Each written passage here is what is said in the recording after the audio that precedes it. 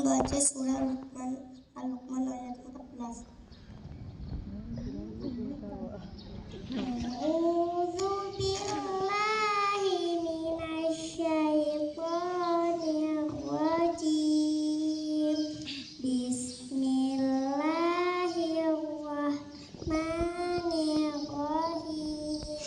Wa wassaynal insana biwalidayhi hamalathu ummuhu wahnan ala wahnin wa fisaluhu fi amaini anishkur li wa liwalidayhi ilayyal masir.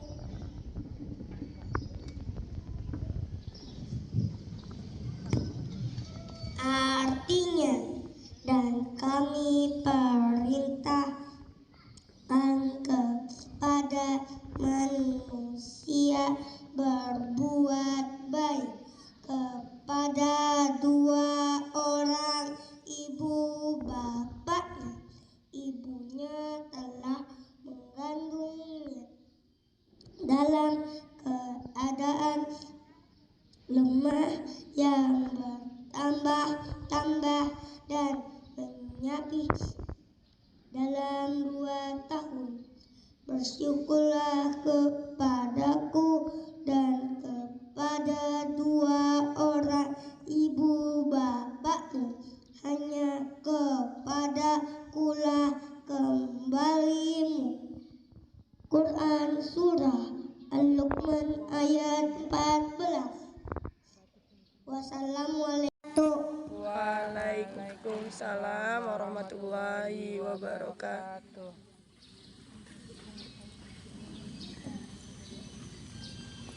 Aku istimewa. Ayah dan ibuku tercinta. Jangan saat ku tak juara kelas. Jangan bersedih jika aku tak mampu mendapat nilai yang bagus. Jangan menganggapku tak istimewa dibandingkan anak-anak yang lain. Percayalah, wahai ayah dan ibuku, aku unik dan istimewa karena Allah menciptakan dimiliki anak lain. Aku luar biasa karena aku punya kalian untuk mendukungku. Berhenti bersedih, anak istimewa. Terima kasih. Wassalamualaikum warahmatullahi wabarakatuh. Bismillahirrahmanirrahim. Assalamualaikum warahmatullahi wabarakatuh. Saya hormati Bapak Ibu selaku orang tua murid beserta undangan, tamu undangan. Tidak lupa juga yang saya hormati teman-teman yang memerlukan beberapa bagaimana kita memahami karakter anak supaya kita bisa selaras antara yang di rumah dengan sekolah. Bagaimana nanti kita kupas ya dengan narasumber kita, bagaimana kita memahami setiap karakter yang anak yang tingkat kecerdasannya itu berbeda-beda. Kami sebagai guru masih minim ilmu ya. Kami di sekolah sebagai orang tua, Bapak Ibu sekalian di rumah sebagai orang tua dari anak tersebut. Jadi kami ingin menyelaraskan dan menyeimbangkan pola asuh supaya anak didik kita merasa nyaman ketika dengan kita di sekolah. ketika di rumah itu anak merasa merdeka, walaupun merdeka ini sifatnya bukan memanjakan, bukan ya. Nanti kita akan tahu bagaimana kita memulak asuh gimana untuk anak-anak kita. Mungkin cukup sampai di sini sambutan saya. Terima kasih atas kehadiran semuanya dan kerjasamanya. Sampai di sini, terima kasih. Assalamualaikum warahmatullahi wabarakatuh. Selamat pagi, salam sejahtera untuk kita sekalian. Salam sehat dan bahagia selalu untuk kita semua.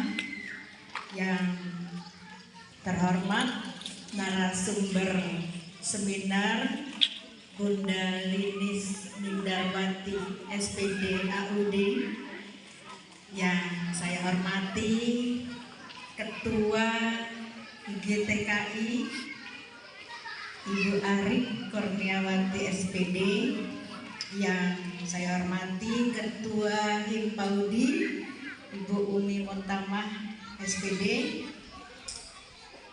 Ketua PKG Kecamatan Suryan Hilir Ibu Nelly,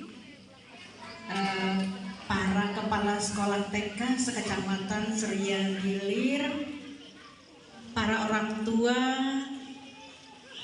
bunda-bunda semua yang hadir pada hari ini, serta hadirin yang berbahagia.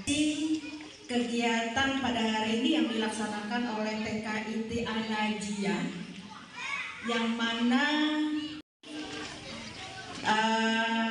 kalau tidak salah 2 kali ya sudah dilaksanakan ya. Satu-satunya lembaga PAUD yang menyelenggarakan parenting ya. Parenting ini memang sangat penting dan tentunya tujuannya adalah untuk menambah wawasan pengetahuan orang tua terhadap pola asuh anak, karena tidak hanya kewajiban untuk mendidik anak-anak kita, itu tidak kita bersama, apalagi orang tua atau rumah adalah madrasah pertama bagi anak, dan orang tua adalah guru yang pertama bagi anak-anak kita.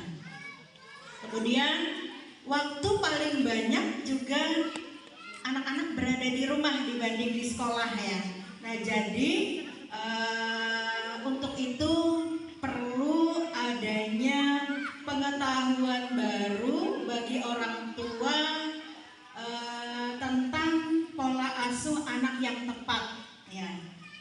Terus terang saya sendiri sebagai orang tua, jar kita tuh orang tua bahari lah, kadang punya ilmu tentang mengasuh anak.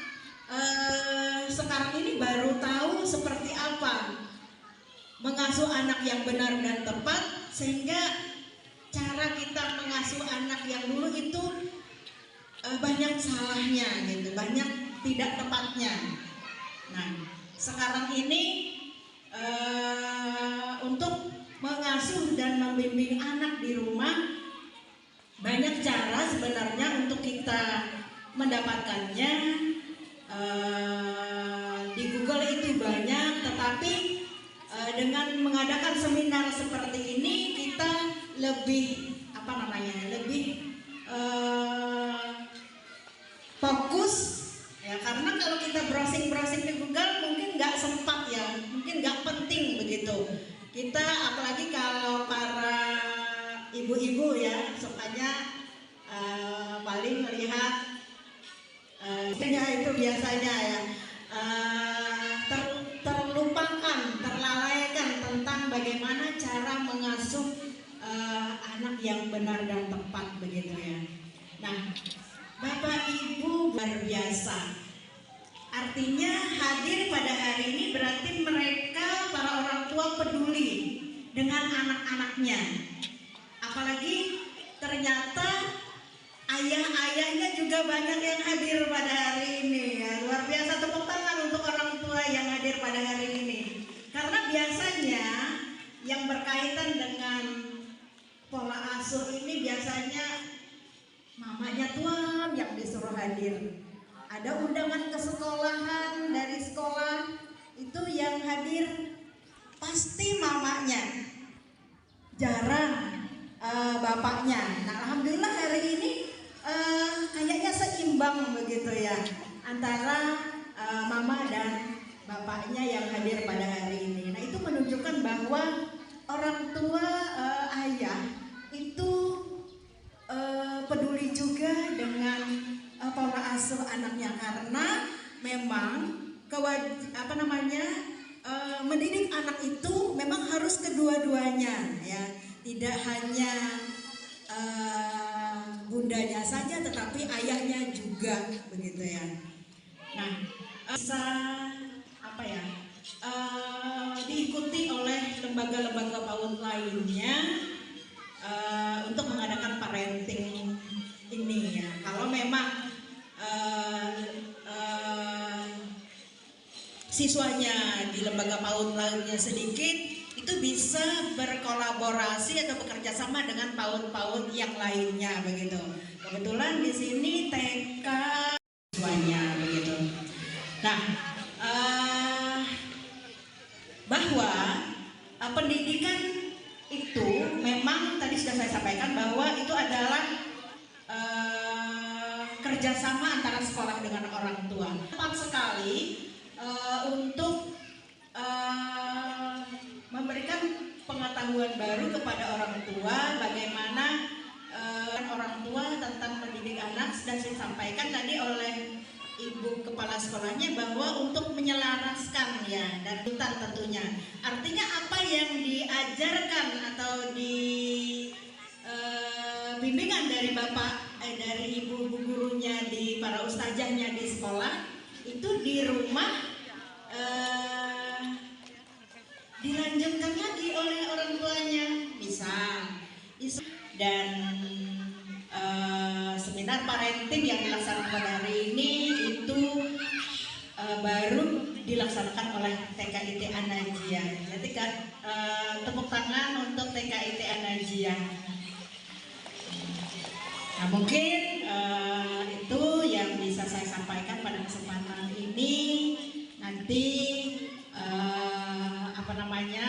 narasumber kita yang hebat pada hari ini akan menyampaikan. Jadi disilahkan, ada waktu untuk tanya jawab ya. Nanti silahkan tanyakan kepada narasumber kita.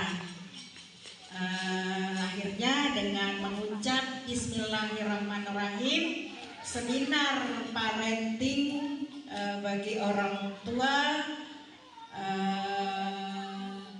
dengan tema membangun kerjasama antara sekolah, guru, dan anak serta orang tua demi terbentuknya anak yang berkarakter dan berakhlak mulia.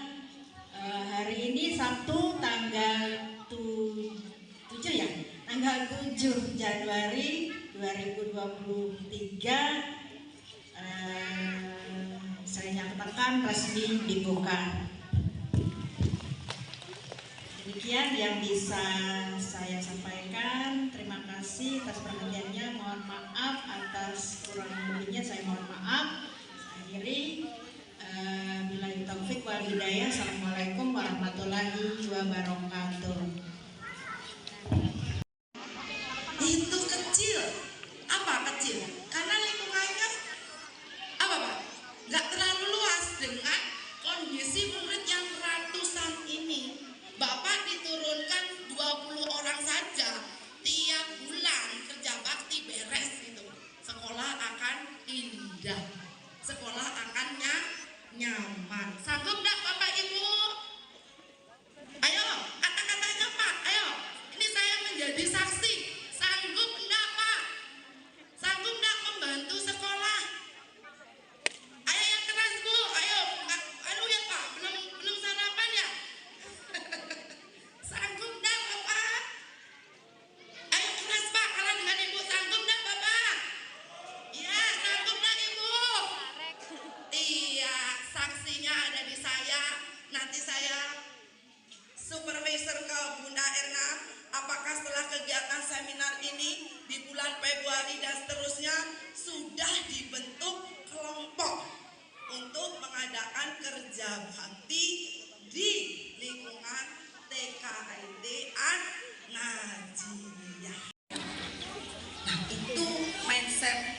keliru, yang sangat keliru, yang akhirnya menjerumuskan anak-anak ke dunia yang malas. Bener gak? Sekarang dunia kita sekarang ada yang bilang dunia tunduk kepala. Bener gak? Iya, HP terus kan? Bener gak? Nah, adzan. Iya Pak, nanti dulu, gamenya belum selesai. Bener gak? Dia begini terus tanpa menggerakkan tangan apapun. Nah, oleh karena itu perubahan zaman memberikan pendidikan yang baik. Ya, kita mulai sejak kecil ini, apalagi TKIT Al-Najiyah berdasarkan Islam.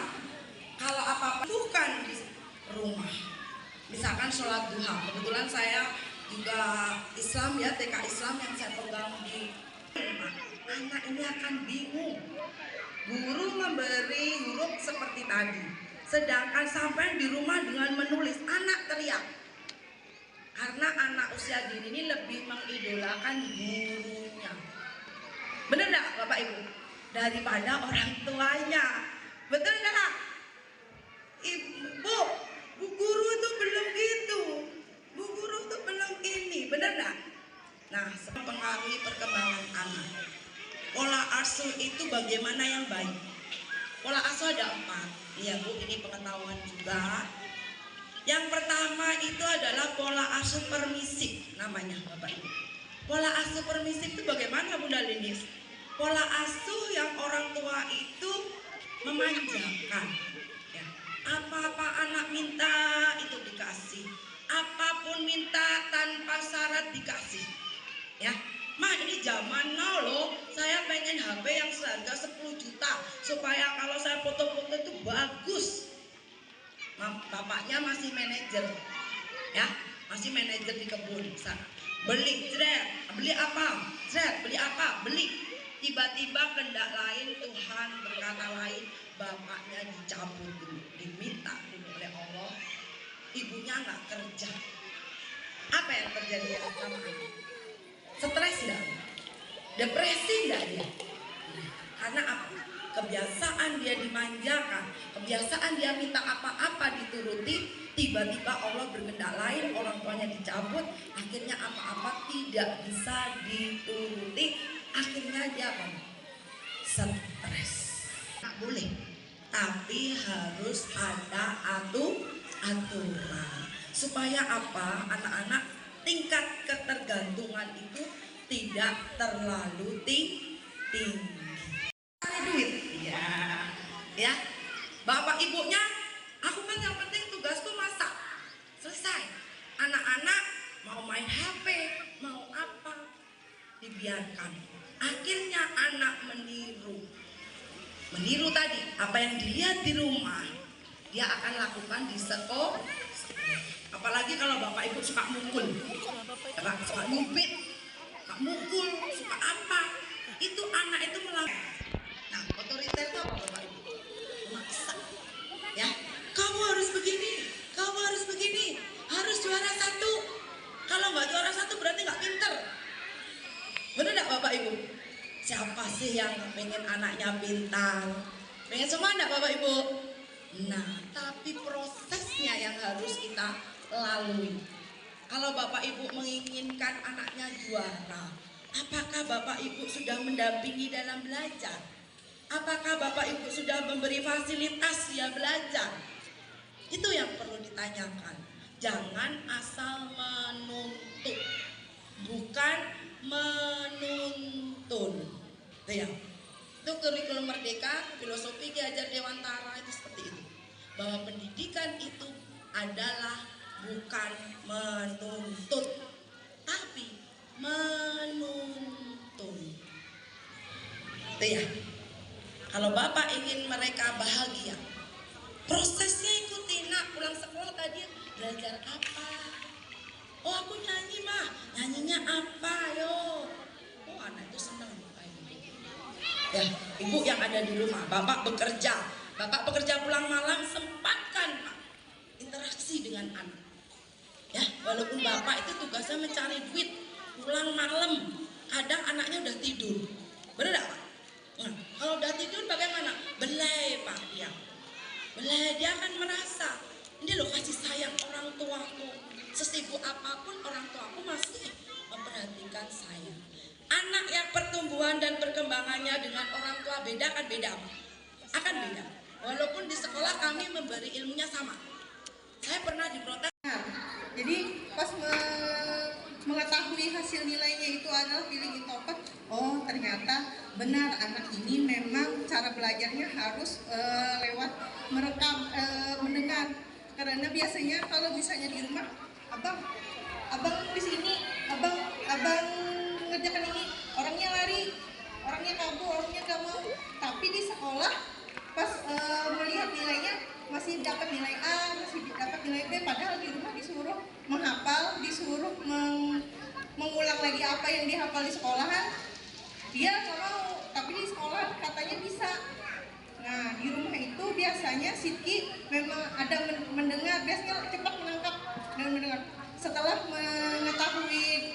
mengetahui hasil tesnya itu ternyata anaknya feeling introvert, oh ternyata 80% hasil tes itu benar, anaknya memang cara belajarnya melalui mendengar. Itu yang pertama. Terus yang kedua, anaknya kayaknya baperan. Nah dia kalau misalnya lagi ada berkelahi sama adiknya, abang nggak boleh kayak gini, dia langsung merajuk, langsung menangis. Ternyata pas melalui tes itu juga diketahui anaknya nggak boleh dikerasin. Jadi anaknya itu harus ditegur dengan cara lembut. Abang tuh nggak boleh kayak gitu. Adek tuh masih kecil, adek tuh nggak tahu. Dia lebih cepat masuk dengan cara kita lembutin dulu. Ternyata diketahui lagi melalui tes itu tadi, ternyata dia itu lebih masuk dengan cara dilembutin.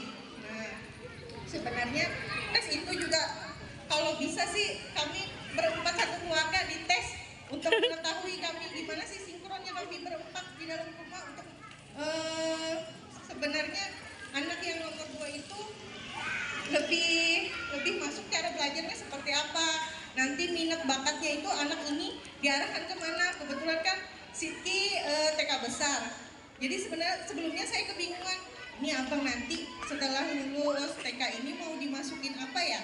Sebelumnya kami mau arahin ke hitung-hitungan. Nah, ternyata setelah melalui tes ini anaknya nggak kuat hitung-hitungan.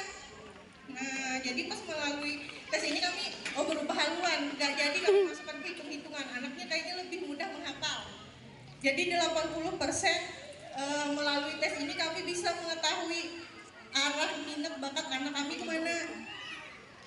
Setelah itu kemarin juga dijelaskan warna yang bisa mempengaruhi mood dia apa. Nah kami perhatikan juga anaknya memang suka warna hijau. Kalau dipakaikan warna hijau kayaknya dia lebih semangat, lebih ini. Ternyata anak yang feeling introvert itu memang sukanya warna hijau, kayaknya mempengaruhi mood dia, baik bersosial apa segala macam itu di warna hijau. Setelah itu melalui tes itu juga diketahui anaknya itu suka sosial, suka humble sama orang. Memang Sidki memang kayak gitu orangnya. Jadi baguslah tesnya ini, mengetahuilah arah kemana nanti minat bakat anak selanjutnya mau disekolahin kemana. Awalnya kan kami mengarahnya hitung-hitung aja, ternyata melalui tes itu diketahui anaknya nggak suka hitung-hitung. Jadi mungkin itu sedikit testimoni dari saya. Jadi hasil dari tes kemarin anak saya Muhammad Sidki Ajamran yang tadi baca tilawah itu dia feeling introvert. Jadi arahnya dia memang ke sosial, jadi tidak terlalu suka hitung-hitungan. Mungkin itu aja Bu.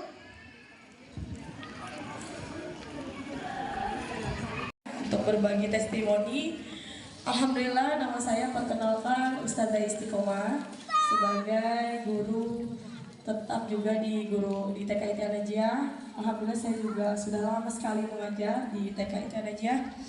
Kemarin kami sudah melakukan, saya khususnya bersama teman-teman sudah melakukan tes TIPIN. Alhamdulillah hasil saya thinking extrovert. Jadi dengan hasil tes ini saya sangat merasakan pada diri saya, itulah saya.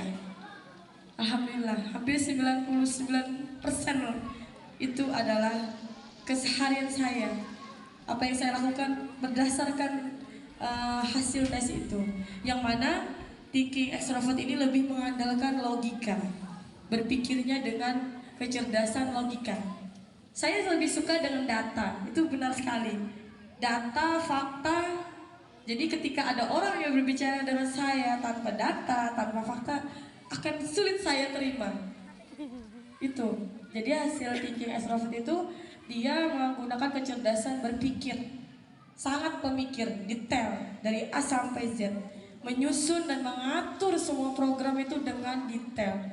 Saya sangat merasakan itu kepada diri saya.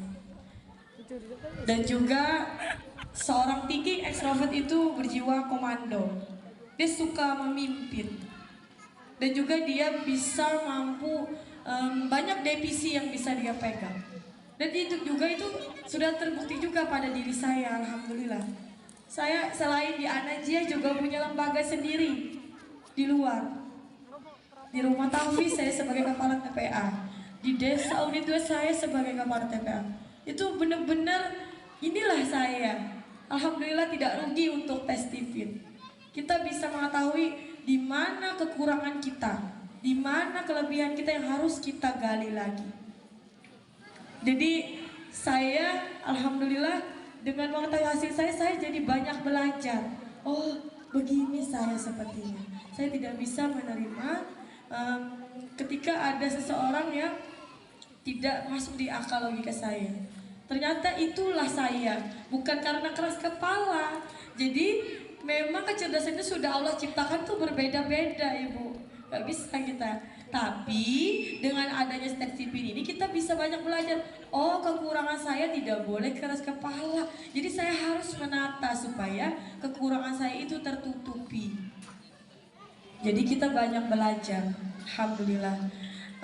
Selanjutnya orang yang thinking extrovert seperti saya juga suka meluas.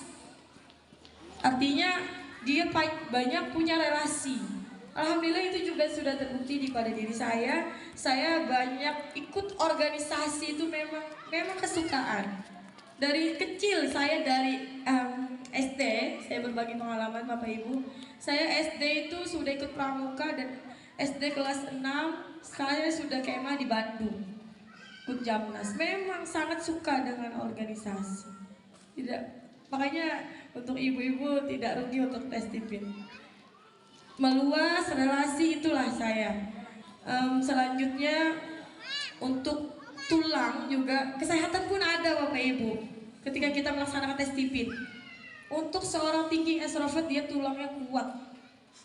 Memang benar saya jarang sakit, alhamdulillah. Tapi ketika sakit langsung drop. Itu benar adanya ibu-ibu. Karena orang thinking extrovert itu meskipun sakit sedikit ditahan. Bagaimana caranya bisa nih maksimal kekeh orangnya, kalau kata bahasa normal jujur, tangguh. Jadi tidak mudah untuk di ombang-ambing. Tapi kalau ada ekstrovert di belakangnya juga mudah terpengaruh. Makanya kemarin pas TIFIN saya mengetahui kelemahan itu jangan diturutkan. Jadi kita harus banyak menerima aspirasi orang lain, harus banyak mendengarkan, harus banyak mengambil masukan-masukan dari teman-teman agar seorang thinking extrovert itu bisa lebih maju. Itu alhamdulillah. Saya juga akan berbagi di sini. Dengan saya tes juga, saya juga ikutkan anak saya, Hafidah Aisyah. Dia juga tes TIFIN juga. Alhamdulillah saya sudah tahu dia sama kayak Bunda Sidki tadi, feeling introvert. Alhamdulillah. Jadi banyak manfaat Ibu. Itu saja dari saya. Semoga Bapak Ibu bisa mengambil pelajaran. Dengan kita mengetahui tingkat kecerdasan itu, kita akan dengan mudah mengatur pola asuh anak. Jadi kita nggak salah lagi. Oh, anakku seperti ini. Jadi saya juga merasakan diri saya banyak belajar akhirnya, alhamdulillah. Meskipun nominalnya lumayan besar, tapi untuk seumur hidup kita Bapak Ibu, saya juga bisa nanti mengarahkan anak-anak juga begitu. Terima kasih. Assalamualaikum warahmatullahi wabarakatuh. Assalamualaikum warahmatullahi wabarakatuh.